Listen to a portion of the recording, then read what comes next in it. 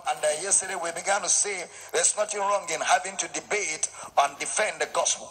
I have realized that many legalists and many religious people, when it comes to debate, they are not logical. They are not logical. They just want to intimidate. They just want to shout. They just want to scream and just say, hey, hey, touch not my anointed. Hey, you know, how can you say such a thing? Oh, how can you talk about our daddy in the Lord like that? It's not a matter of daddy in the Lord or mommy in the Lord or brother in the Lord. It's a matter of scripture. When the issues of scripture comes on, keep sentiments aside. Let's stay with the scriptures. Because the scriptures is the boundary of Christian learning and Christian knowledge. All scripture is given by inspiration of God and is profitable for doctrine, didascalia, teaching or explanation concerning reproof, which is evidence.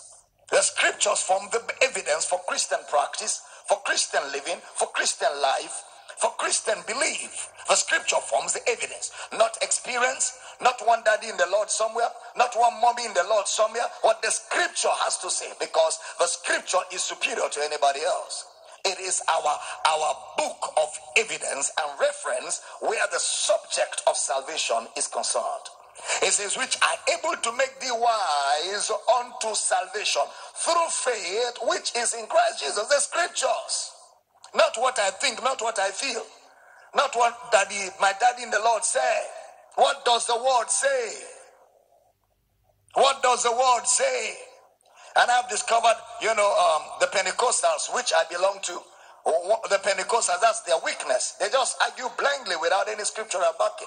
And they conclude, well, touch not my anointed. Don't talk against a man of God like that. Judgment is going to come. From where? If the man of God is speaking gibberish, you have a right to challenge and confront him and put him right. Nobody has monopoly of knowledge. We learn from anybody and anybody who is saying something that is sensible. Nobody has a monopoly of knowledge. I learn from everybody, and I learn from anyone who has something to offer that is in agreement with the scriptures. If you're with me, say I hear you. All right, so they begin.